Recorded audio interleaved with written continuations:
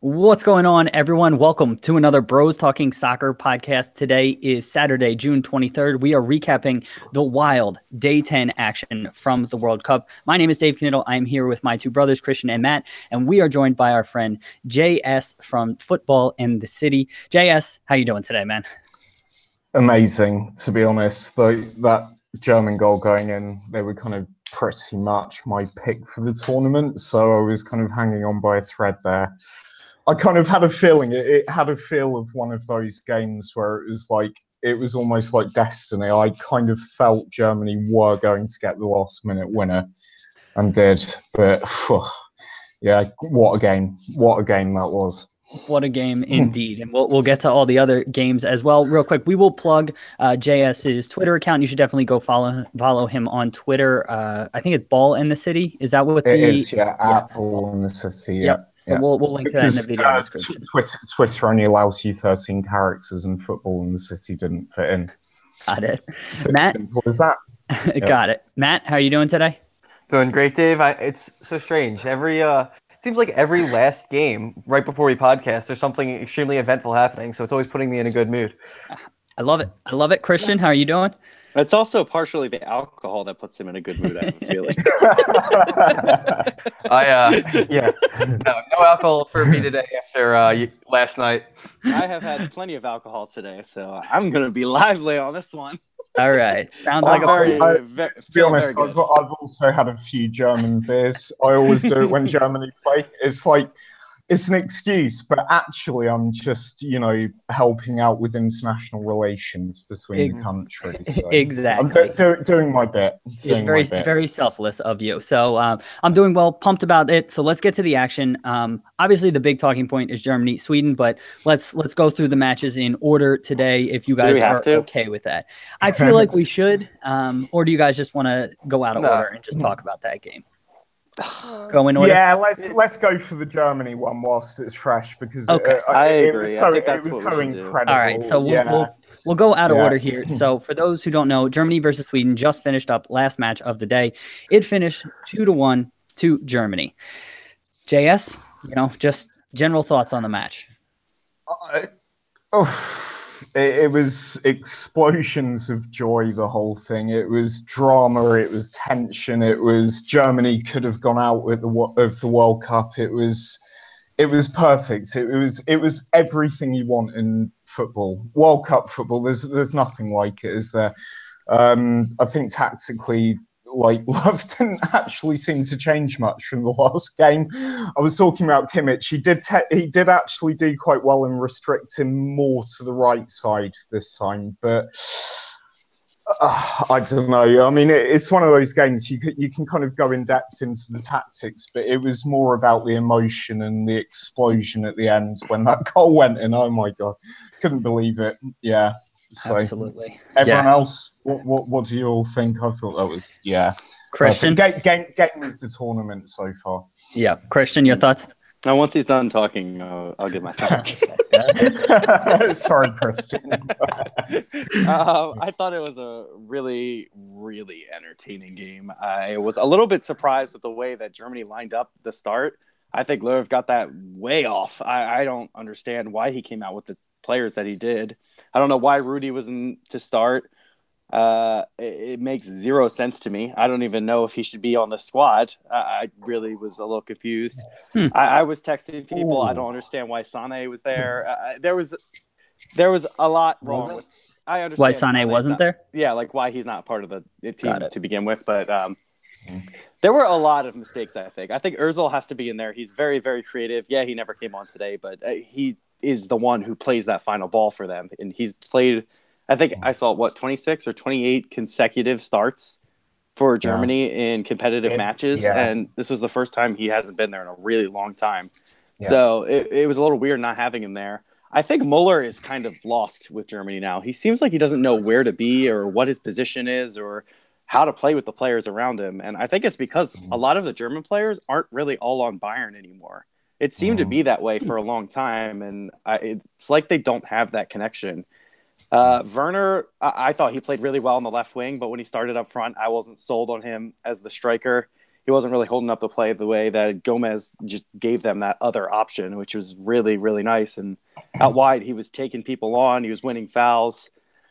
It was really, really well played in the second half from Germany. I was really, really pleased with the way they played. And that first goal for Sweden, I love Toni Kroos. I think he's the best center mid in the world, but he gave the ball away in his own half, and it took 2 passes to break Germany down easily. Yeah. And he made up for it big time at the end. Yeah, because I didn't think he actually played well. In my notes, I thought he was really sloppy and slow throughout the match, and then he obviously redeemed himself. But Matt, let's get your thoughts. We haven't heard from you yet. Yeah, so I'm going to go ahead and disagree about the whole second half. I know goals decide games, but I thought Germany played the same way throughout the entire game, especially in the first 10 minutes. They were coming out so hard, especially in the same way they ended the game. It was just after those first 10 minutes when, they didn't score, when they could have had 3 goals legitimately in those first 10 minutes, Sweden just were starting to get comfortable and be able to break after that because you can't keep that pace up for that long. So I think Sweden and it was the same thing in the second half where Germany would attack in waves and Sweden would just take the right opportunities to counter it. And they just got the one chance in the first half where it was an incredible touch in the box. Why am I blanking on his name? Toivonen. Yeah. Toivonen. And he got a lucky bounce, flicked it over Neuer, but I mean, I don't think the tactics. I was surprised with the tactics of how the midfield just let the counterattacks happen. It was so strange, and the outside backs, they just left the center backs on an island. Yeah, and sorry, it was continue. No, it was just so surprising to see. I think they just came out very aggressive. I'm going to slightly disagree. I think that they started and ended the same way tactically, but I thought in between they started to abandon that long diagonal that was so effective in the first half from Boateng to the left wing. They were doing that in the first half early. They got away from it, and then they got back to it in the second half, and that's when it started to, things started to click again. So I agree. They looked really good through the first 10 minutes. Then they sort of lost their way, but after halftime, they made those adjustments back. JS, want to come back to you. Other thoughts here? Yeah, I kind of actually weirdly agree with Kristin and Matt and you in little bits. I know that sounds strange, but who do you mostly agree with? Kind of none of you, but I agree. I agree with bits of all of it. Like Kristin, you're right about Müller. He looks lost, and the reason he looks lost is because Kimmich is. Muller's thing is the Raumdeuter role that he invented, where he kind of plays as sort of a striker, but also on the right, if that makes sense. So it's kind of a mixed position that he invented, and it kind of Raumdeuter loosely translates into English as space explorer. And that's what he does. He finds little pockets of space, and then he can either play a dangerous ball or shoot. And I heard an interesting stat, which was he's basically had 14 shots on target in the World Cup and he's scored 10 goals. So that's quite lethal. But it's the Kimmich problem that I was talking about last time, because he is so attacking and so advanced. It means that Boateng constantly has to play right back. It means he's taking up space that Müller would normally. So the spaces Müller would normally kind of occupy on the right and to a certain extent in the middle, Kimmich is taking, but then that leads on to Matt's point, that leads to spaces at the back. It means that Boateng is essentially having to play right back for half the game, which he did again today. I mean, he got sent off. That was a crazy thing, wasn't it? I mean, I'm sure we'll address that in a bit. But yeah, so yeah, I kind of agree with all of you, but I still feel it's like the Kimmich problem. It works well. Him and Müller both sort of effectively playing on the right for Bayern. For some reason, it hasn't clicked yet in the first 2 games for Germany, and I don't know why. Yeah, and that's a good point. Now, so I think we've gotten general thoughts. Let's talk about some of the specific plays throughout the match, if you guys are good with it. So I thought the first kind of controversial play, or the one I want to talk about, 12th minute, Rudiger had that terrible giveaway, led to a Sweden breakaway, and Boateng came through and he took out, I think it's Berg, the number 9 center forward for Sweden. Yeah. Christian, what'd you make of that play? Should it have been a penalty? Should they have reviewed it? What did you think happened there? I think that it should be a penalty after seeing all the replays. I think he clearly took his legs out after he kicked the ball towards the goal, and it impeded his shot. But we see this all the time, that a defender tries to put off the striker by just kind of giving him a little nudge or kind of a little contact in the box. But with VAR, that should be going away.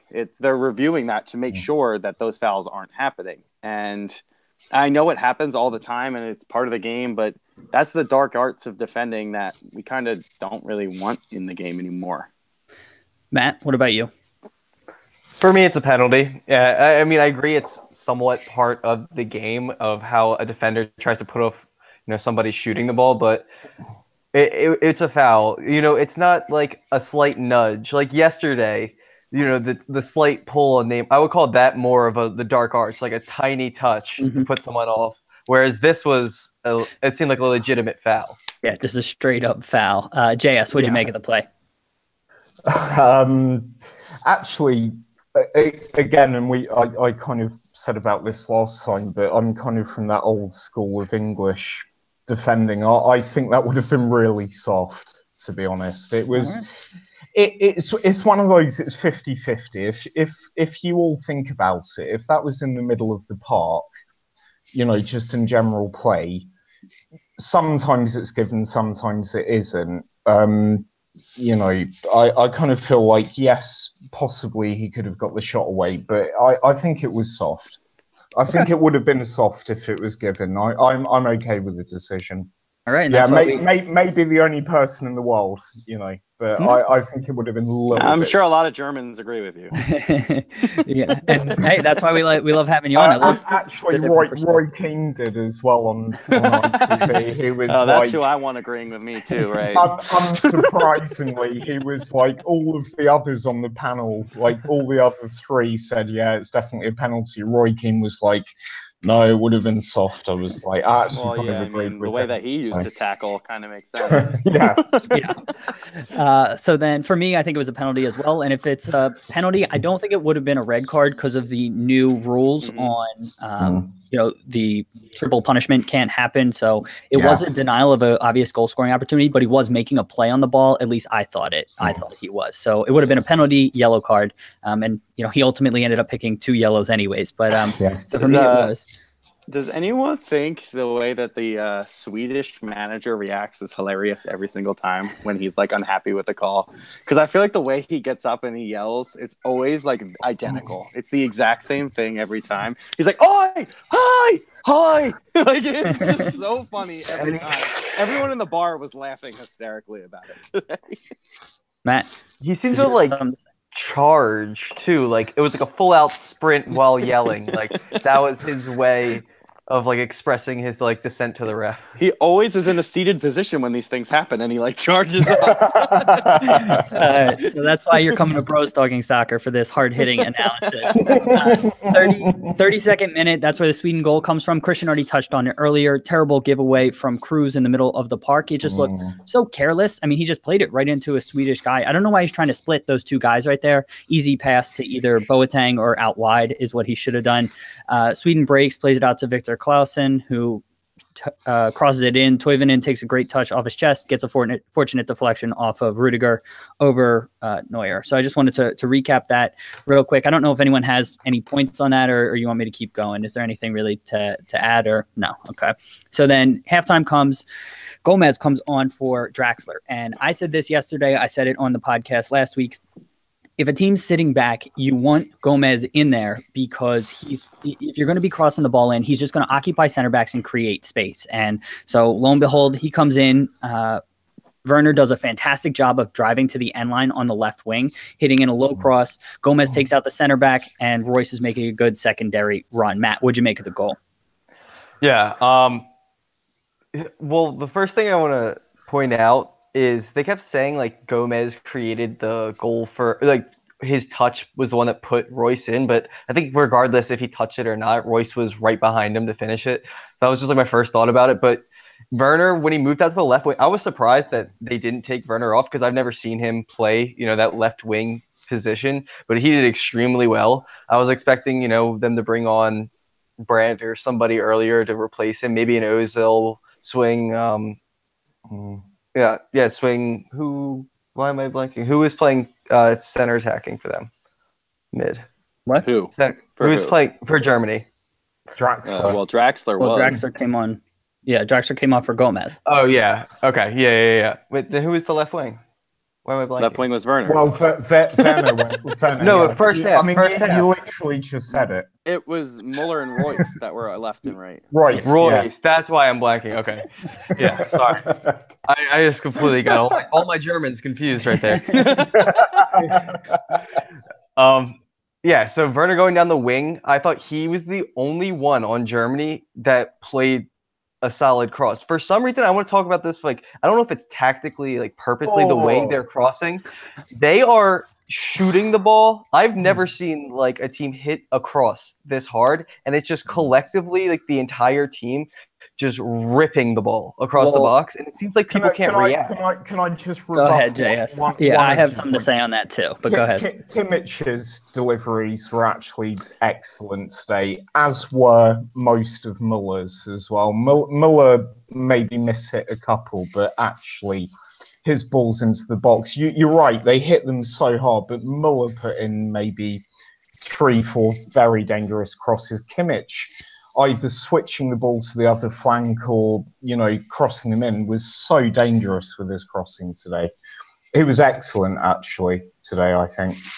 And I think, Matt, it was a clear tactical instruction from Germany because Sweden is very good at defending crosses. That is what they're known for. And so if you're going to loft the ball up, I think that they were very prepared for that. They're a big team and their center backs are adept at dealing with them. So it was a clear communication to hit them hard and low. So I actually had that written down as my notes. So it's interesting that you saw it. Real quick, we had a question on the YouTube stream from the single player. Thanks for the question. But he asked basically, what's your opinion on Werner missing his chances, I guess, because he gets himself into good positions, but he doesn't necessarily finish. JS, what are your thoughts there?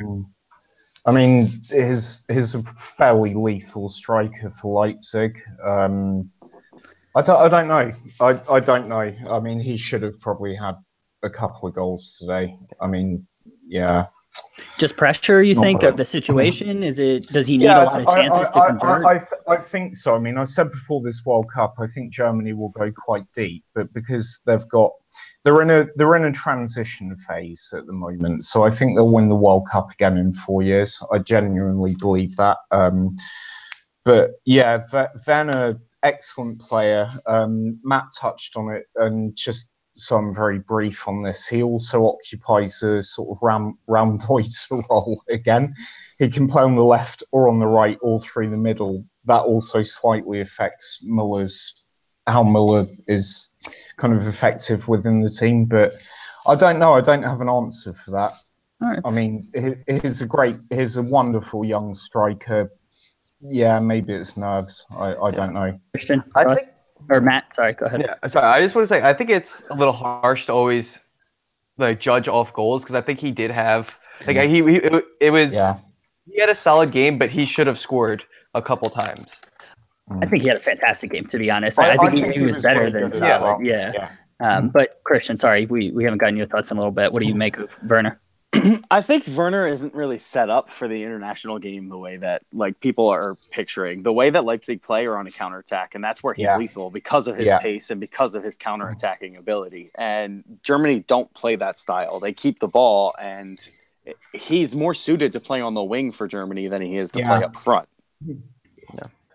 Good points. I completely agree. And actually, if you have the kind of Muller type Raumdeuter on the right, and then you have another one on the left, I think that could work quite well for Germany. But then who do you drop? Royce, No, I would rather have Muller central. I don't think he's good enough to be out wide. And I'm going to slightly disagree with you, JS, on Werner playing Raumdeuter, just because I think Werner is a little bit more of like a speed merchant, like get in behind. I think he can find pockets of space, but Muller's entire game is based off of like, I want to say like unathleticism. Like he's clearly athletic because he's at that level, but he's so awkward and he just finds. He is. He's the goofiest looking person. Sorry, Christian.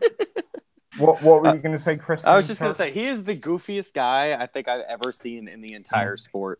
He's a genius, you know. Yeah. It's like, I mean, he really is. He's like in a game which is becoming increasingly uniform. When you think about it, even teams like Iran can play a bit. Everyone can defend a bit now. They can keep a good shape.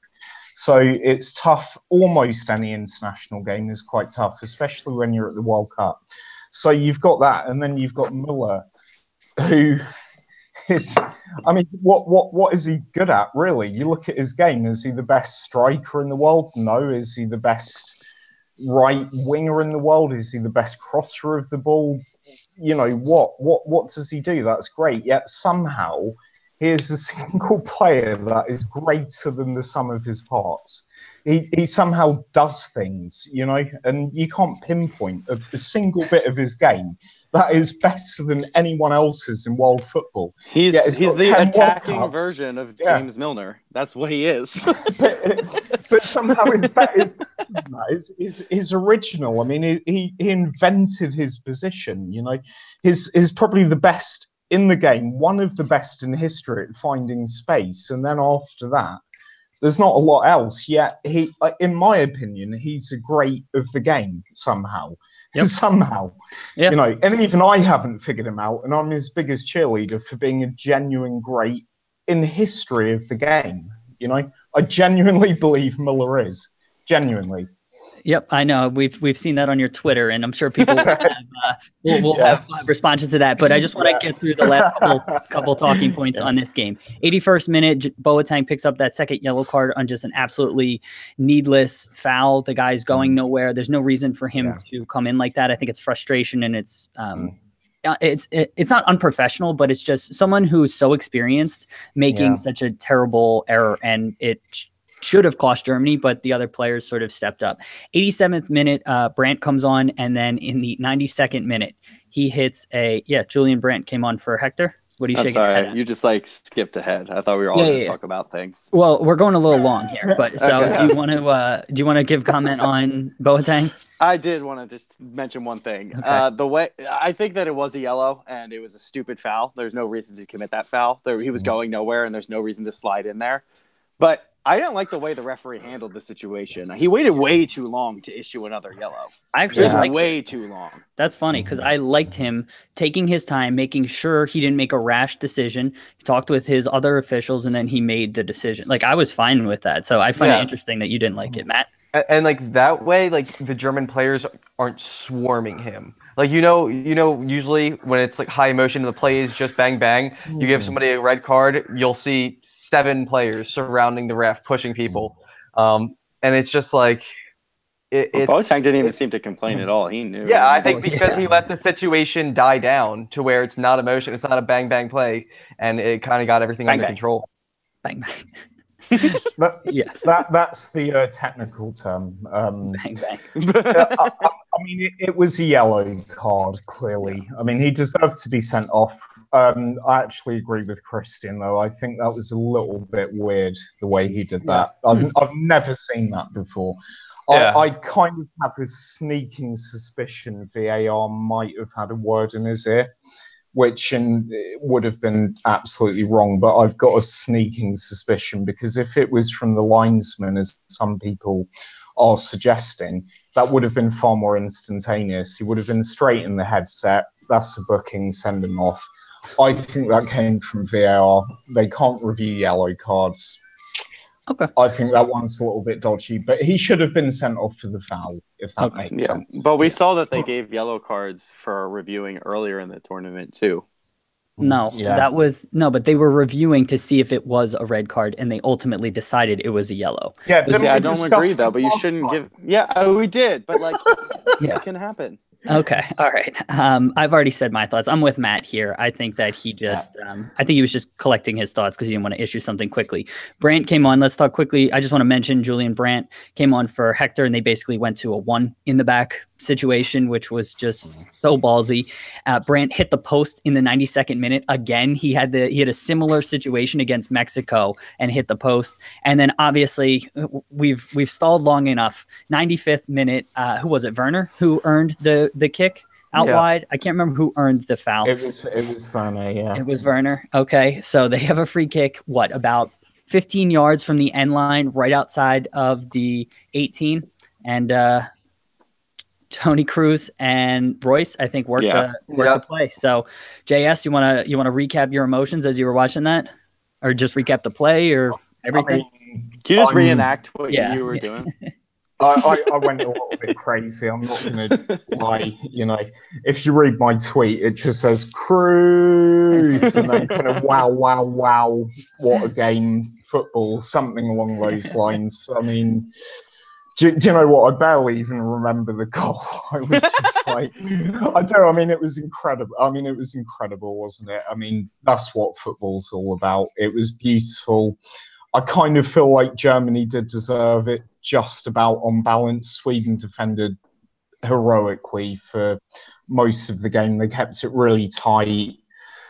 I think after Brandt hit the post, I kind of felt like Germany deserved to win it. I felt it was like destiny, and that was amazing.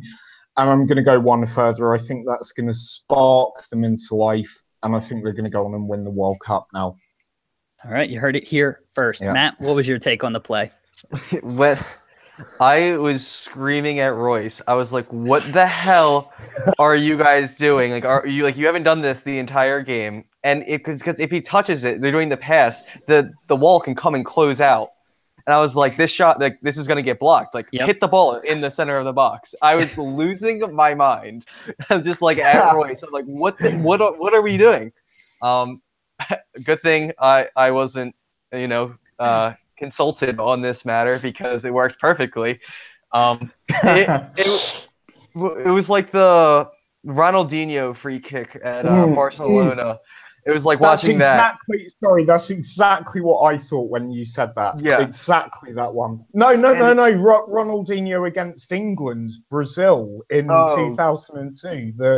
The kind of chip thing that people are going to debate whether it was exactly that one. Yeah. Well, this was definitely a shot. This was a little different than the Ronaldinho one. That one that you're talking about. I think Matt might be talking about a different free kick. I was talking about the one from he was at the exact same spot on Barcelona. Yeah. I remember that one as well, but it reminded me more of the Brazil goal.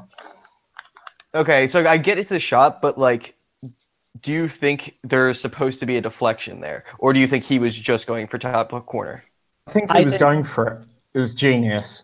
All right, I think I'm going to disagree. Well, Christian, sorry. Let me get your thoughts because I've talked a lot. Go ahead, Christian. What did you think of that? Well, first of all, I want to say that Brandt coming on was really funny because I was getting texts about what is Lerv doing? Why are they sending him on? He's been so bad. And then he hit the post immediately when I saw that text. And the guy who said that just sends and that was it. That was pretty crazy, but the free kick goal. First of all, amazing by Werner to drive at them. He was doing that all day long, and I think it's a little bit of a stupid tactical foul to give up a free kick there. I don't really know where he was going to go. He was one-on-one, but there was another defender there. He came on as well, didn't he? He gave 3 free kicks when dangerous areas. He came on to kind of shore up the defense and gave 3 free kicks away in dangerous areas. Ultimately, it cost Sweden because we've been talking about Germany tactically, but Sweden. Oh, did they get that one wrong? My God. And I actually just had one quick point on that, Christian. I'll come right back to you. I thought that Sweden waited a really long time to make second half subs. They didn't bring their first one on until the 74th minute. And when you come into a match that's so high intense, it takes players a little bit of time to get up to speed. So I understand that they were trying to, delay the game or whatnot, but I thought that maybe those came too late and that may have impacted it. Christian, sorry, back to you. Yeah, and then on the actual free kick, I agree that I was a little confused as to why they were laying it off to take a shot. That I never really liked those types of free kicks. It did end up working, and Cruz made up for his mistake earlier in the game. But, God, people are going to hate me for saying this. I think the keeper's got to do better with that. It's at the far post. That's the post he's supposed to be guarding. I don't like that. I don't like it. It wasn't in the corner enough. It was somewhat. But I think the keeper has to do better. I think he should be getting a hand on that and pushing it wide.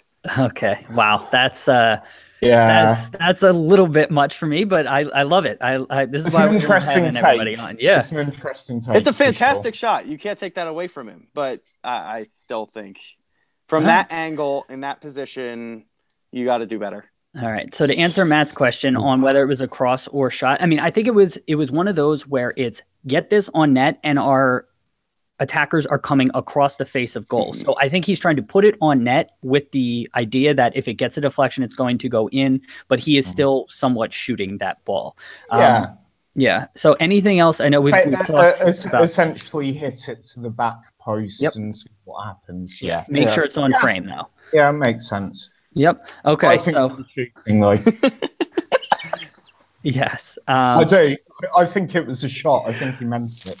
I think it was absolutely genius and one of those great World Cup moments that don't come along that often. Yeah. Yes. And so for anyone who may not know the context of all of this, Germany lost their opening match. If they lost this particular match, they were officially out of the World Cup. They have never been eliminated in the group stage of a World Cup in history. In 1938, they were knocked out in their first match back when it was single elimination. And then they were knocked out in like a second group phase back before the tournament went into a second round knockout. Can I just add to that as well? Yep. I think I'm right in saying Germany haven't finished lower than third since 1998, and they haven't finished lower than seventh since I want to say 1952. 1950? 54 or 52. 50 or 54. Yeah, there wasn't a World Cup. Sorry. Yeah. 50. My 50. bad. Okay. Sorry. That's pretty incredible. Christian, you were saying something? Yeah, just 1 point here. So the last time they got knocked out really early was 1938. Are we sure that's not what caused World War II? I think things were already in really motion good by timing. that point. Yeah. If we're gonna get, yeah, that's really the point that tipped it over. I think. Okay. Just like German rain, basically. Yeah.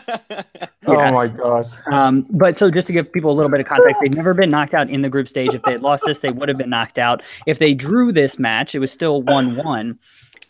They would have had to have a lot of things go well in their last group stage match. They would have had to have won big and hoped Mexico would have beaten Sweden. So again, this basically was a huge moment for Germany. Matt.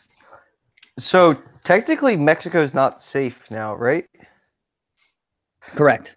Okay, why were the commentators everyone said Mexico was through during their game, and I was just so thrown off by that because in my head I'm like, they are not through. I think they said if the results go their way later. I from what I remember from their match, I think they said that they put that little disclaimer in there because they're definitely not through. If Mexico lose to Sweden and if Germany win, everybody's on 6 points, then it's going to come down to tiebreakers. Okay, because I heard that earlier and I looked at it for like 20 minutes. I'm like, I'm not going crazy here. They all could have 6 points. Okay. Yes. Okay. Does it not go down to head in this tournament? That's the third tiebreaker. The first tiebreaker, first tiebreaker is goal difference. Then second is goals scored, actually. So goals scored is before head-to-head, which a lot of people find interesting. But that's what it is. But the reality is now, if Germany beats South Korea, which you'd assume they would, they're probably going to go through, aren't they? They're automatically through, right? Or no, I guess not. No, not automatically because nobody's safe right now. Yes, nobody's safe. Mexico have got a +2 goal difference, and I think the other two are on 0. I think I'm right in saying so.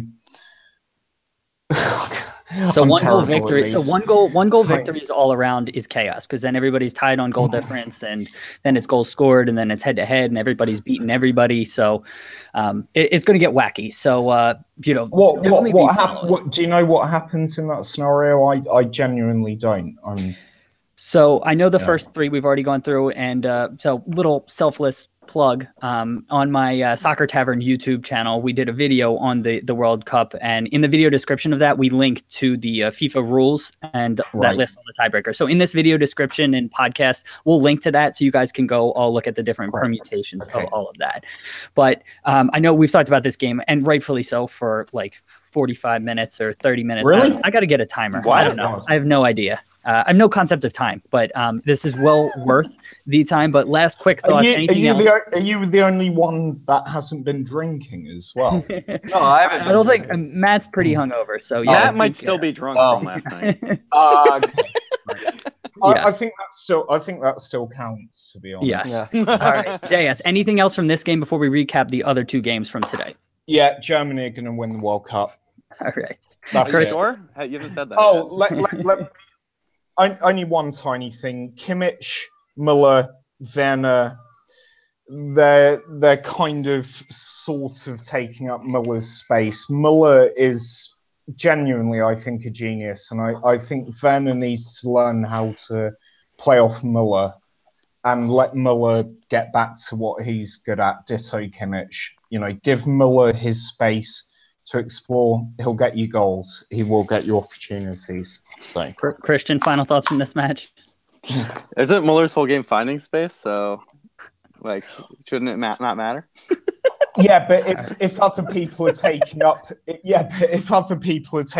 those pockets of space and the normal channels, etc., he would run into, it makes it a lot more difficult. Whereas they should be playing to his strengths, I think. As they did 4 years ago. Matt? Okay. Yeah, just my last thing. I think that's probably the second most exciting moment I've seen as a soccer fan watching live, probably behind the Aguero goal. That's 93-20 Aguero goal. That's probably... Yeah, I agree with the Aguero one, but what about Mario Götze's 114th minute winner for Germany in the last World Cup? It wasn't as emotional. It wasn't as like. I mean, Iniesta did the same thing in the that's true. Yeah, that's true. This just had such a buzzer beater type of feel to it, and it was just so incredible. It was incredible. It's right up there with my kind of great. It's up there with Steven Gerrard's 2006 strike against West Ham. Yeah, had to get your Liverpool plug in there. Was that the FA Cup final? Yeah. Yeah, I remember that one. I was watching that at a friend's house. I was actually really stoned. That one. Yeah, let's just talk about that now. All right. Let's bring it back to the World Cup. So, absolutely fantastic game. If you miss it, we're terribly sorry. You got to go watch it. It's well worth your time. But let's talk about Belgium versus Tunisia, which was the first match today. It finished 5-2 to Belgium. Christian, what did you make of the match? That game, before it even started, I don't think anyone really gave Tunisia any credit, which is kind of harsh to say, but Belgium are such a talented squad that they're going to get through games like this. They haven't really been tested, in my opinion, yet against a real quality opponent, which will be interesting to see against England, especially if England win tomorrow. If they both come into that game 6 points, it'll be interesting to see how they go up against each other. But honestly, Belgium are looking like a force to be reckoned with, and I'm very impressed with them at the moment. But again, I don't want to get carried away yet because of who they've played. Matt, thoughts on the match? Yeah, unfortunately, I missed the first half, but from what I was reading, I saw De Bruyne was getting heavily criticized for his first half performance for some reason. What? For not create on Twitter. Yeah, I don't know. I saw. So I don't know, but in the second half, from what I watched, he could have legitimately and then I get people miss chances. He maybe created close to 10 chances in the second half. I thought he was incredible. I thought Belgium just create chances at will. I know they gave up a lot to Tunisia, which is, I'm sure, maybe took little people by surprise. But with the style they play and just the volume of the chances they were creating, that was incredible for me. That's what I expected from Brazil the first two matches, but Belgium's kind of executing. JS, your thoughts on the match? Yeah, I mean, I kind of have to concur with Matt. I think they look very, very good. And I think despite the relative quality of the opponents, I kind of feel like you can kind of tell how a team is playing. It doesn't matter who they're playing. Do you know what I mean? I kind of feel like Matt's right. I think they look very good. I actually thought De Bruyne looked quite dangerous in the first half, to be honest. I mean, yeah, he was definitely more impactful in the second half. But I do think he still looked good in the first half. Yeah, I think Belgium, probably France, and Spain probably look like the three best teams so far. And Definitely, Belgium are in those three. I think. I have France, Belgium as my final predicted before the tournament. So a little pat. Wait, France? What? Yeah. Oh yeah. I think France has looked fantastic too. So I think they look horrible. I know, and a lot of other people seem to think that too. All right, relax over there. I didn't insult your mother or something. Relax. I was born in France. I was born in France, actually. So you might have done. I'm so sorry for you. No, it's fine. I was renting Americans on Twitter earlier. So yes, you were. I wasn't actually. It was that guy who suddenly started like getting all like, "We beat you in 17." Yeah, that was. So I was like, "Where did that come from?" We were talking about something completely different. Yeah, that was a little bit weird on Twitter earlier, but so yeah, I agree with JS there. So that's the bartender I was with. Was it? That really? Yeah. Oh my god! Really? That's funny. That JB guy? Really? Yeah. Oh, I mean, he was fine. You know what I mean? He wasn't like really rude, but it was just so random. It was weird. Yeah, it came out of nowhere. I was like, he's like, "This is all I got. I don't know anything about soccer, so this is what I'm gonna do." I was like, "Okay, I'll just batter the British." And, you know. All right, so getting back to the game here. Sorry, Dave. Yeah. No worries. So Belgium came out. I thought that they looked particularly strong. They had a ton of movement and passing. In their match against Panama, you didn't see that right away, right out of the gate, and eventually it got there. I thought right from the get-go today they were doing that. Also, Tunisia kind of let them. In the 5th minute is when they won the penalty. I know some people were debating whether that was in the box or out of the box and if it should have gone to VAR. Christian, did you have anything, or was it just a straight-up penalty for you? It was straight up, very straightforward. That's a penalty. It was on the line, and that's in the box. I thought so, too. Somebody was arguing with me on Twitter that it was definitely outside the box. Well, they're wrong. So, yes, I agree with that. So, converted. Then the second Belgium goal came in the 16th minute. Turnover by Tunisia, just really bad, sloppy. Mertens picked it up, and I thought Lukaku made an absolutely fantastic run. I thought he's looked really good, but he went in across the defender and then faded back out, and he just opened up a ton of space for himself. Mertens played the perfect ball, and then he just had one touch, finished into the far post, and again, he just looked fantastic. Then Tunisia came right back and scored on a set piece to make it 2-1, and I thought that was big of Tunisia because right around I think it was the 14th minute. Yeah, 14th minute, they had an issue with the referee, and they started to you could see the passion, and you could see them start to be focused on the referee and start to get real animated. And I was worried that they would lose the plot and just go crazy. And I thought that they were able to calm themselves down. So that was really interesting for me to see. Matt, anything else before I keep going here? Wanted to bring you back in. Thoughts? Yeah, so did Lukaku, I know he got subbed off. Is he fine health wise? They said he picked up a slight knock or something. He had some with his ankle, so I think he picked up a knock. Again, it happened in the first half. He continued on in the game. He was running almost at full sprint. He had a little bit of a limp when he was jogging around, but again, it didn't look incredibly serious. So it's good. I think he scored after that, didn't he? He definitely did. Yeah, because he scored. Yeah, so that was good. Really unfortunate for Braun, the guy who got the goal for Tunisia. Again, they scored great on the set piece, but then 20th minute, he just had that freak play where they played it in. Belgium was trying to cross the ball. He blocked it with his foot and then planted and just tweaked his knee. And then another Tunisian player went down in the first half. So it felt really bad for them. Obviously, we're going to talk a lot about Belgium, but I did want to point out Wabi Khazri, who played up top for Tunisia. I thought he was fantastic for them. I mean, they played with a lone center forward against 3 center backs, and he just was moving all over the place, creating space, driving at the defenders. And I thought he played exceptionally well for them because he was basically on 1-on-3 situations all the time. So, yeah. JS wanted to bring you back in. Well, I was going to say fully agree about Khazri, actually. And, given that his kind of playing against, Vertonghen and Alderweireld, who are just fantastic defenders. I mean, Alderweireld, they both are, aren't they? I mean, they're cultured defenders, ball playing, brilliant defensively, especially Alderweireld, and I think he did really well against them, actually. Yeah. Christian, other thoughts?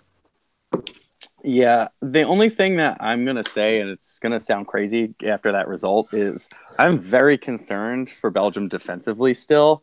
They have really, really good defenders. Like, they're really solid players, but they looked really confused half of the time today. And I was really surprised with the quality of attackers that were coming at them. I mean, I was surprised by Khazri. I thought he was really good. But other than that, they weren't really creating a lot, but it seemed to be confusing the Belgium defenders, and they were losing marks, and players were getting by them, and they were getting chances off. Agreed. Now, so shout out to Single Player again on YouTube stream. Thanks for bringing this to our attention. Apparently, Lukaku had a knock and had some external ligament damage on his ankle. He's going to be reassessed in 24 hours. So I guess we'll be following that. They do have Batshuayi, who came on, and I thought, Christian, do you have something to add? Damn, I was going to talk about Batshuayi. Go ahead. I mean, what the hell? He had 4 goals or goal scoring opportunities that I would say 90% of the time him and most good strikers would put away. It was just like he could not score. It was insane. He hit the bar. He had a ridiculous save, a goal line clearance. Then he finally got his goal right at the end. And I think everyone in the world was just like, yeah, he finally did. Yeah, you had some good tweets from our account on that with Dr. Cox from Scrubs banging his head and then finally getting it. So in the 48th minute, Belgium, it was 2-1 at halftime, but then in the 48th minute, or no, that was in first half stoppage time. It was 3-1 at halftime. So in first half stoppage time, Mounier, who's the right wing back, drives into midfield, is so composed and just delicately plays a little just pass in behind the defense to a perfectly timed Lukaku who just chips the keeper. And it was just an absolutely fantastic play by, you don't necessarily expect that from a right wing back. And he's a pretty big dude too. So again, just the way he looks and oftentimes plays, you don't expect him to have that level of skill. So again, that was fantastic from them. And then the 51st minute, Belgium basically put the game away. That's where their fourth goal came from. There was short, intricate passing play in midfield. And I know when we were younger, you used to work on this all the time. You play short, and then you knock it long. And so Belgium had that sort of system where they had this really quick, intricate passes between 3 or 4 players, dropped it back to Alderweireld. Yep, there it is. Alderweireld. Pass back to Toby. Miracle. We're going to call him Toby.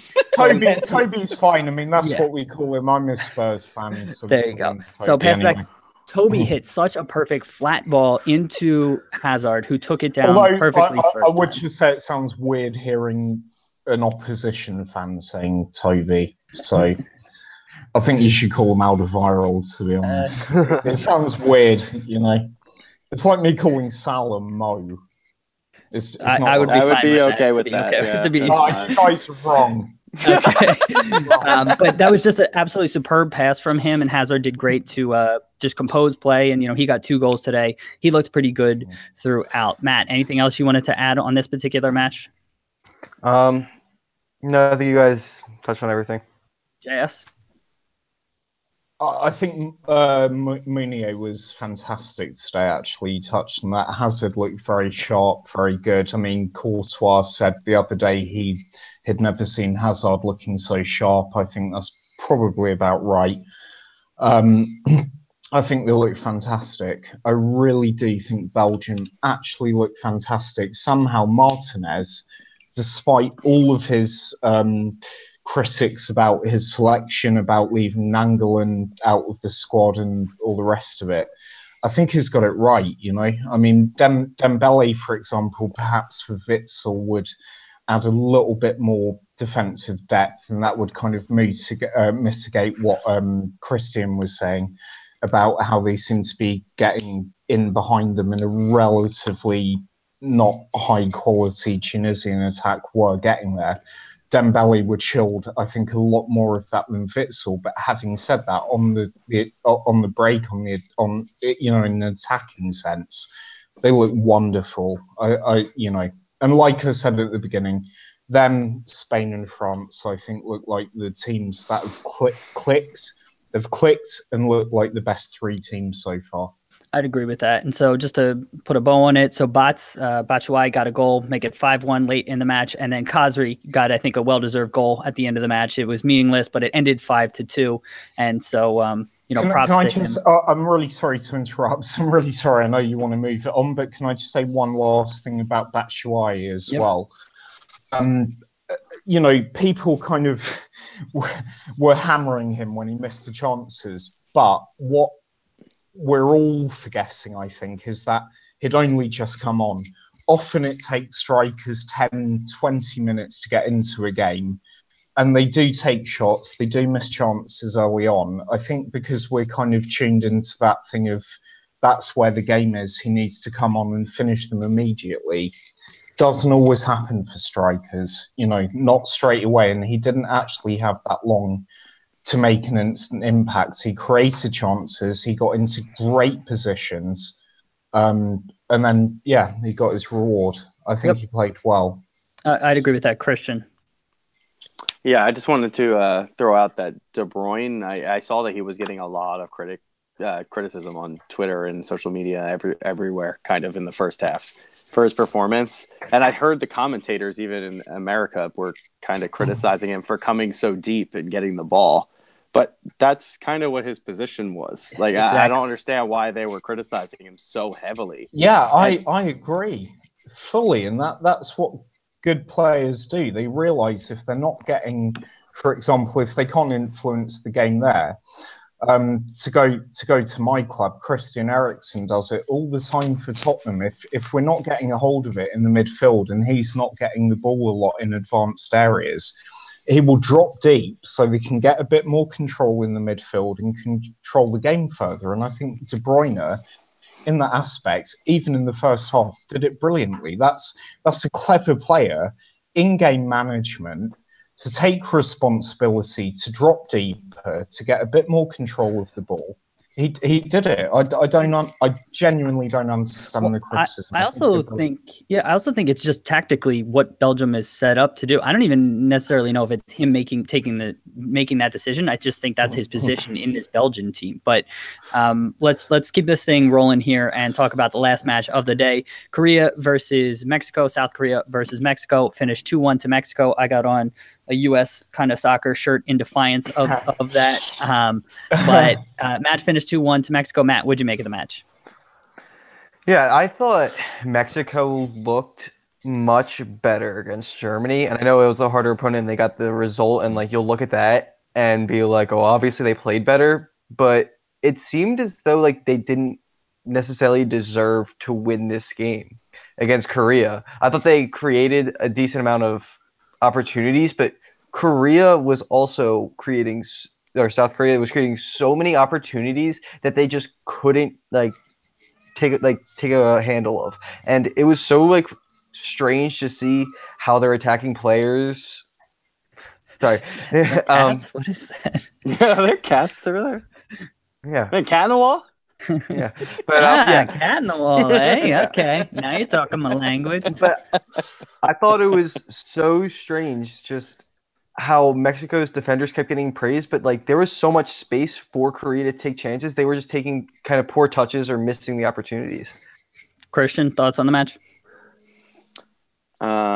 I thought it was a little bit harsh on Korea as well, but I think Mexico were probably the better team for the longer period of time during the game. I think that they had a lot of chances. I think the goalie made a really, really good save against Guardado's shot. For South Korea made a really good save. I don't know his name. It was a really good strike too. But Joe Schwang-Woo.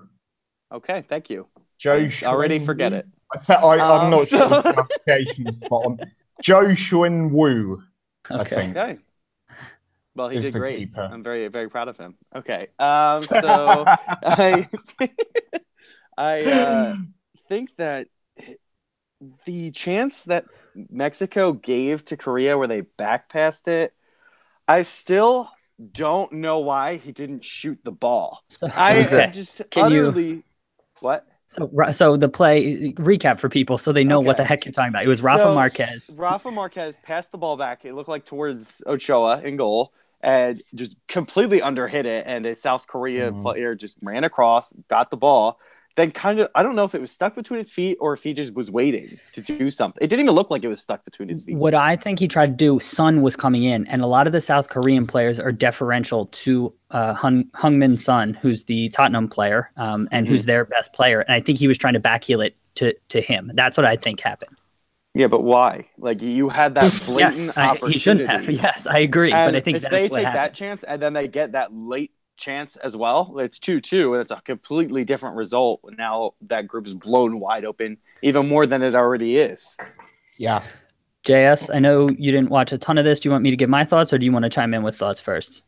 No, I mean, I watched enough of it. I was, I don't know whether it's a combination of beer or just all the World Cup, but I actually fell asleep for like the first 20 minutes. Okay. I did watch quite a bit of it. I would say, Son's Thunderbolt, though, was glorious, you know. Tottenham players are having a very good World Cup. Oh, dear Lord. No more Tottenham players. No more today. So it's funny, when we were talking about with Matt earlier, when he was screaming at the TV in the Germany game, why are you shooting it? I actually was doing the exact same thing in that game on Son's goal. There was a player absolutely wide open, acres of space on the far post, and Son had about 3 or 4 Mexican players in front of him, and I was just yelling, "Why are you shooting this? Pass it!" and then he thunderbolts it into the back, and so Sonaldo. Yes, exactly. I'm glad that they were not listening to us we do call him that, Sonaldo. Yeah, that's the thing. That is the thing. I thought South Korea came out with a game plan to be very physical throughout the match, and I thought that they had a ton of fouls. Probably should have earned a couple more yellow cards. For as dominant as Mexico was early on, I thought South Korea had the best chances of the game until earning the penalty. They had 2 chances on just straight, direct long balls. They put Son at center forward, which was different in a wrinkle that, for Tottenham, oftentimes he plays on the wing, and in their first match, he was on the wing, but today he played as a center forward, and their game plan. He does sometimes play up front as a lone striker for Spurs, for example, when Harry Kane got injured this season. Instead of trusting Fernando Llorente, a World Cup winner with Spain, part of the squad, we decided to put Son up front instead. So, and it worked. I mean, I think we scored more goals on average in those 3 or 4 games he was out. Don't laugh, Christian. No, I'm laughing because there's some type of sound. No, there's some sound that sounds like cats, and I don't know what it is. It's the peacocks. Yeah. I'm sorry, what? Wait, what? You're going to have to elaborate on that one, JS. That's not like a normal thing for us to hear. I live on a kind of estate thing, not like a, it's kind of a big country estate kind of thing. It's not mine. I wish it was, but I live in a little cottage here, but they have these peacocks that are kind of roaming freely around. They come and feed in our garden. I know I said it really casually, but they feed in our garden like every day for like. Is this like a common thing in England where you just like have peacocks running around? Okay, it would be so cool if it was, but they're just here like every day in the garden. All right, so that's what that background. So that explains the sound. So sorry about that. No worries. I can't do anything about them. No worries. That's a hilarious anecdote to add to this. So that's fantastic. 24th minute, getting back to the game here. 24th minute, Mexico earns the penalty. I can't transition. Like the peacock interruption. Yeah. I didn't have a good. You can't go up from that. So recovery. Yeah. Yes. 24th minute. South Korea gives away the penalty to Mexico. We had actually talked about this on a previous podcast. Talked about this on a previous podcast that the referees were going to call when it's the upper hand that a player hits and if they're going to slide and it hits the upper hand. So again, it may have been a bit harsh for some people that it was a penalty called, but again, based on that directive, it made sense. Matt, thoughts on it? Yeah, I agree. It's a penalty. Like I was saying, people were saying like it's not a natural position, but I mean, for a slide tackle, I was for some reason reenacting slide tackles because in my head when they kept saying it's not, I was in my apartment and excited. I was like, so like when you slide, your arm does typically go up, but I mean, it's still not, it's not a legal defensive position when the ball's coming in, so it's a handball. Yeah. So I was fine. Okay, JS, were you awake for that? Yeah, Did you see? Yeah, it? I did see that one. I say this on almost every big call like that, don't I? I think it was a little bit harsh, but I can see why it was given. Christian? Well, I'm glad that we got a little bit of clarity on this a couple of days ago, and we were told that anytime the ball hits you up here, it's going to be called, and if it hits you below your body, it's not going to be called. We know that going into this game, and as soon as it happened, I didn't doubt it at all. I was like, okay, that's a penalty. That's what it is, because we had that clarity. I think that it is a penalty. I don't think that is making your body bigger, giving yourself a defensive advantage, and that had to be called. And yeah, it might be harsh, and you don't know where you're going to put your arm. That's just where it goes when you slide. But yeah, don't slide. Unfortunately, right? Unfortunately, that's what the call is. Agreed. Yeah. I thought Mexico was pretty good at controlling the game, and I thought that their game plan was to just keep everybody so spread out. Their wingers were on the touchline and even on the opposite side. So a lot of times what you'll see teams do is that when the ball's on the opposite side of the field, the other winger will tuck in a bit and come more centrally. Mexico was not doing that, and they were just keeping the game so stretched out and exploiting space because they have talented players who work in that space. They were using the overlap actually quite a bit. So yeah, I agree with that. Let me ask you something, because obviously my view on football is more Eurocentric. So I kind of focus on the European teams and then maybe a little bit Brazil. But obviously you guys, you kind of have more of a perspective on the kind of South American teams. They're more prevalent here. You're right there, Christian. Yeah. So. Yeah, sorry, I coughed and then I saw Dave starting to laugh, and then I laughed. Because there's a mute button. You can just mute if you have to cough. But sorry, continue, JS. It's this is like an English level of professionalism. So So I was just interested to see what you guys thought and how far Mexico can actually go in this tournament. I mean, how good are they? Matt, Christian, Mexico. Okay. Yeah. So Mexico. I mean, they have the talent. They are so creative with the ball. They're up there with anybody in the world, with players who are clinical. Chicharito for the national team scoring 50 goals. There's only how many people in the world right now have 50 international goals. So I mean, that's something to really talk about, like, for him, and having a clinical striker. They have against El Salvador and Guatemala was a really tough goal to get. Scoring 50 goals against anybody is it's impressive. That's brutal, Christian. That's like saying no American could ever have any important goal scoring record. We play the same people they play. I know. I don't think we will. We don't play the competition. Okay, I'm moving on. Okay, so Mexico, I think their tactics and like the way they're coached, like, for some reason has never plays two lineups the same. I just think they're so inconsistent. But on their day, like we saw, they can beat anybody in the world. Yeah. Christian? How far can they get? I think round of 16, that's their curse. That's where they're going to end up, and they're going to hit a wall there. I think that they're prepared for these group stage games, as we talked about yesterday, but their coach doesn't seem to know after that. Like, it's happened with multiple coaches, with multiple teams. They've had talent. Yes, this team looks a little bit different and a little bit better, but depending who they come up against, like, if they hit any of the big guys, I'd be shocked to see them get by them. I think that's a bit harsh. I think that they can go further in this tournament. I think they have the talent. Like, legitimately, I hope to God this doesn't happen, but they can win this tournament if things go according to plan. They beat Germany.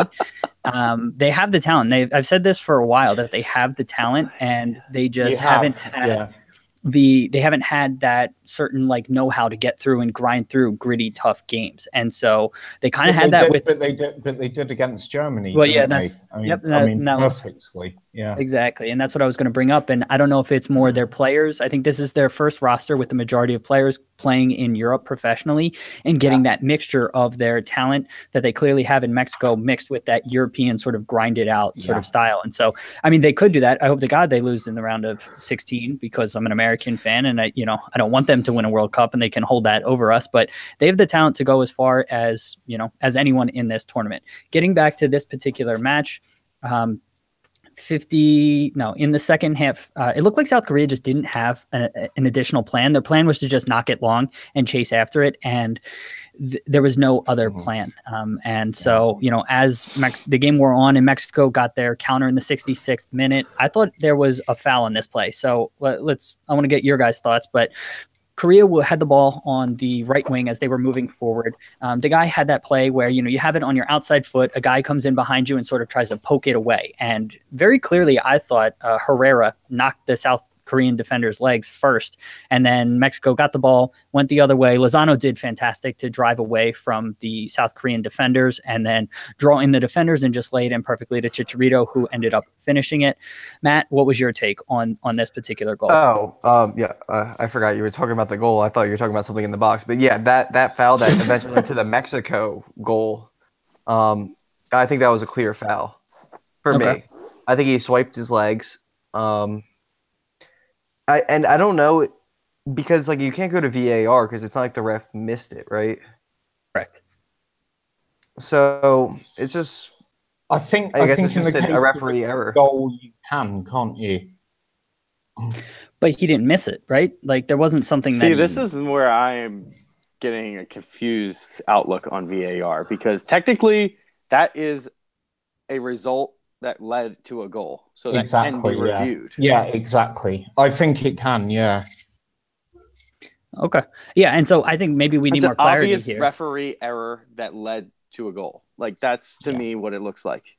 Yeah, I'd actually agree with all of you. I think that was a foul. I think VAR should have picked it up, and actually, I think if VAR is there to review goals and red cards and so on, that led directly to a goal, so why couldn't they review it? I also agree. I actually, even from my English hardy perspective, I think that one was a foul. Yeah, for sure. All right. So then getting back, last couple points I wanted to bring up. 75th minute, there was that collision where Ochoa had come out, collected the ball, and then Ki, the captain of South Korea, just very clearly just slid into him. I don't know if he even picked up a card from that particular play, but it definitely was a foul called. Christian, do you remember the play, and was there something more? Like, should this have been a red? What was your take on that? Did see it, but honestly, I don't really think there was any. I think the referee handled it exactly how it should have been. I don't think he was purposely coming in cleats high, nothing really. He did slide into him, but that was a little bit more momentum to me.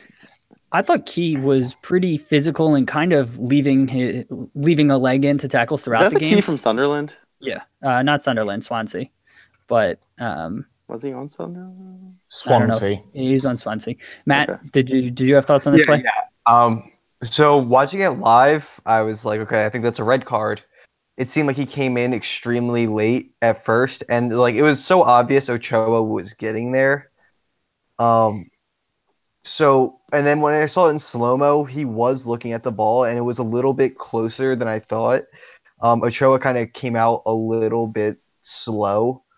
So, I mean, he went in aggressively. I thought it should have been a yellow card. The way he came in, he knew he wasn't winning it, but threw in a challenge. And, like, I get if you, like, run somewhat into the keeper. That happens all the time where, like, you're going aggressively, but you know you're not going to get there. And, to get out your frustration, you kind of brush the keeper, you knock him a little bit. But, like, he slid into, like, a sliding keeper. Like, he could have kicked him almost anywhere. Like, that was a dangerous tackle. JS, do you remember this play? I have a feeling I know where you stand. Yeah, well, yeah, I mean, yeah, again, I think it was a 50-50. I think he was kind of going for the ball. Okay. I think it was fine. as it was. All right, that's fair enough. 92nd minute. We already touched on this earlier. Son from Tottenham and South Korea just got the ball, drove at the defense, and I thought he should have played it across, but ended up hitting an absolutely fantastic shot into the far post. Ended 2-1 like I predicted for the match. So a little pat on my back. You did. For that. You got one. Finally. I got one, and that's all that matters. And then Matt, I know we were texting after the game, or right towards the end of the game. You were kind of frustrated at South Korea. Do you want to just give thoughts there? So I also want to touch on this a little bit, just like the weather. What was it, like 96 at one point at kickoff, or 93 at kickoff? And So I'm sure people were tired. I think that may have benefited Mexico a little bit. They're probably more adjusted to that sort of climate, but just like after they scored, it was so strange how they approached the remaining 3 minutes. It's almost like they didn't try to win the ball back. Like I mean, like I know they try, like they're running, like they may have ran out of steam, but like it seemed like they just gave up on the game after they scored. And usually like goals will pick up a team, and it was just something I wasn't expecting at all. And like I get that it was really hot and maybe they just ran out of steam, but usually I would just expect a goal to pick up everybody. Yes. Do you have any thoughts on that? Yeah, actually, I kind of agree with Matt. I mean, you look at Germany, and I think that's the difference between sort of a team that are defending their world championship and it's a team that kind of don't believe they can. Like Germany kept going right till the 96th minute in the end. I actually agree with Matt on that. I think they ran out of steam, maybe whatever it was. I kind of feel like it's a World Cup. They need to get a draw to even be with a chance. And based on that, I can't see Germany not qualifying now. Christian, anything else to add from this match? I think that we've seen that with a lot of teams, though. Teams that aren't as experienced, aren't as high level, don't have those players playing on the top club teams who play 60 games a year. Those teams seem to die 70, 80 minutes in. And that's when the top players really are starting to shine, because they still they'll feel their legs a little bit, but they're still feeling fresh compared to their opposition. Well said. So what Christian is saying is basically my theory that I was, expounding on Twitter last week about teams tiring and the kind of better teams, quote unquote. Yeah, I totally read that. That's what I was referencing. No. Yeah. Oh, well, there you go. Thanks for doing that and not giving me credit. So appreciated. So. Yes. Okay. So that was fantastic. Again, a wonderful day of the World Cup today. Let's quickly talk about tomorrow's matches. So we got England versus Panama first up, then Japan versus Senegal, and finally Poland versus Colombia. JS, want to get your thoughts on those three matches? Quickly, what do you expect to happen in them? England fairly comfortably. I think Panama looked like one of the worst two teams in the tournament, along with maybe Saudi Arabia. So 3-0 England. Senegal Japan is a tough one. I'm actually going to go for a relatively high scoring game. I think 2-2. Poland Colombia, God, that is just on a knife edge, isn't it? I think Colombia, in theory, have a little bit more quality, but then Poland are okay, and they've got Lewandowski. So. Do you know what? I can't even call that one. That I think it will be fairly tight. I think it will be 1-1 or 1-0 either way, or 2-1. You know what I mean? It's not going to be a massively high scoring game. It's going to be knife edge. It will be a draw, or someone will step up and win it. Got it. Christian, thoughts on tomorrow's matches? Yeah, I think Panama are the punching bags of the World Cup at this moment. Yeah. I don't really think that they have. Well, maybe, but I think Panama are the weakest team, and that's saying something. I'm really not sold on them, and I think that this is going to be comfortable for England. I think Harry Kane will score again, and it's going to be probably 2 or 3-0. I can't imagine Panama scoring. And I think the Next game, Senegal Japan, is another Senegal victory, and they're going to seal their passage to the round of 16 pretty early, and it's going to be interesting to see them there. I'm not really sold on Japan. They were up a man that whole game, and I still felt like they got dominated, led by Colombia. And I know Colombia is better, but I just really am not sold on them as a team, and I wouldn't be surprised to see maybe a 2-goal victory for Senegal in this game. And finally, Poland, Colombia. This is going to be a flyer. Neither one can get knocked out. Neither one can progress right now, which is good for them. But I think this game ends 1-1 and really kind of puts both of them in danger. Yeah, somebody can get knocked out depending on the result of the Japan-Senegal if there's a draw. But at this point, no one can get knocked out. So it all depends on that result. But I guess that's true, but it's still a good point. Matt, thoughts on tomorrow's matches? Yeah, I have England winning multiple goals. I think they should be able to handle Panama pretty comfortably. Maybe like you guys are saying, like 3-0. Worst case scenario, Kyle Walker is going to punch somebody in the box, and they'll get Panama might get one penalty. But along those lines, just real quick, Panama has a striker, Blas Perez, who MLS fans are aware of, and U.S. fans will remember him. He is very like he's dirty. The bull. No, he's just like dirty. Like he'll do plays off the ball. He'll get you riled up, and then he's the first one to dive when things happen. So somebody who's got a quick trigger, Matt, he might be able to tempt him into something. But sorry, so he's like the Diego Costa of the Panamanian team. Yes, exactly. Right? Without anywhere near the same amount of talent, but He's basically a bit of a dick, but is not as good. Yeah. Cool. Yeah. Okay. Sorry, Matt. Yeah. Sorry. Yeah. Senegal. I have Senegal. I'm really surprised at how well they played that first game, and that kind of threw off my whole idea of this bracket. I have them winning, like Christian. I actually have them only winning by 1. Maybe 1-0, 2-1. I think Japan, like Christian said, I think before the first game, Japan's very clever on set pieces. So I think that's where they could, get a goal. And I have Colombia beating Poland. I originally had Poland coming out of this bracket, but after losing to Senegal, I think it's going to be real hard to bounce back from that, especially going against Colombia. I'd agree with that. So my quick thoughts, I think Panama is going to come out with a similarly defensive style that we saw against Belgium. I think England eventually does break through, but I don't know if it is as comfortable as we're all expecting. I think at the end it might be 2-0, but it may be a little bit of nervy time for them. Japan versus Senegal, like Matt was just saying, I was thoroughly impressed with Senegal. I expect them to come out of this group in first now, and I was not very impressed with Japan being up a man for 87 minutes and just letting Colombia hang around for as long as they did. I have Senegal to win this game 2 or 3 goals, 2-0 or 3-1, something like that. Yeah, I really like Senegal, and they're in a similar situation, or not a similar situation, but they have that star player in Mane, but it's not deferential the same way South Korea is with Son, and the same way Egypt has been with Mo Salah. Yeah. Mane is just a part of that team. They have a ton of talent throughout that lineup, and I just really like them now. And like I said, I'm not high on Japan. Finally, Poland versus Colombia. I favor Colombia to come out of this as well. Similar to Matt, I had Poland and Colombia coming out of this group, but now I have Senegal coming out in first and Colombia in second. I really liked the way Colombia played, going down a man for 87 minutes, and I just expect them to get a result. Again, I think it's going to be very, very tight, and so it's only going to be maybe a 1 goal, but I have them slightly ahead of Poland in this particular match, maybe a 2-1. JS, anything to add on anything before we get out of here?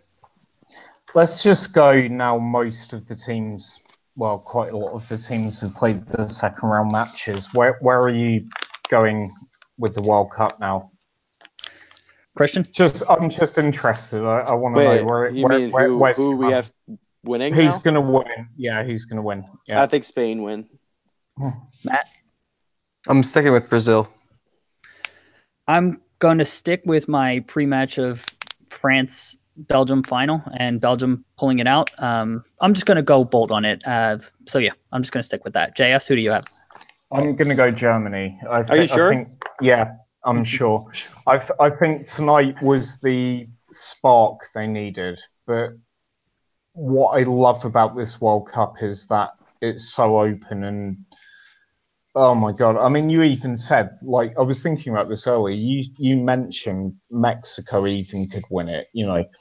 I was kind of feeling this about a few things. There's like, I genuinely feel this is possibly the most open World Cup we've ever had in history. And I feel like almost anyone could win it. Anyone that gets through to the round of 16 could win this tournament. And that is just magic, I feel that way too. And of course, we're going to get Germany, Spain, France, and whoever another world power is. That is going to be the semifinals, right? But hopefully it's not. Hopefully we get some, random teams in there, some teams that aren't world powers. But I feel that same way too. Cool. Yeah. It would be cool. It would be cool. As long as it's not Mexico, it would be cool. Now, so with that, Christian and Matt, thank you guys for being here. Anyone who's watching on YouTube, thanks so much for tuning in to watch us. And Single Player and Bacon Nuts, thank you guys for interacting with us. We also record this thing or release it as a podcast. It's over on brostalkingsoccerpodcast.com. That's our website. So it's the audio. We add in a little bit of production value, have some music in there, and make it a little bit prettier.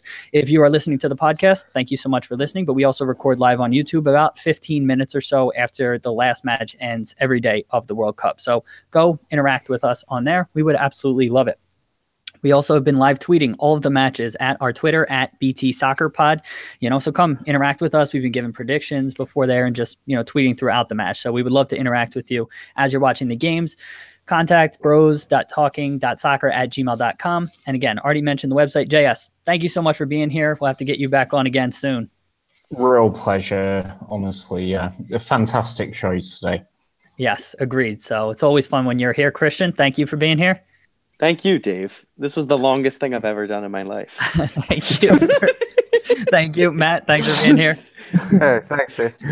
All right, listeners. Thank you so much, and we will talk to you all tomorrow. See you, everybody. Bye.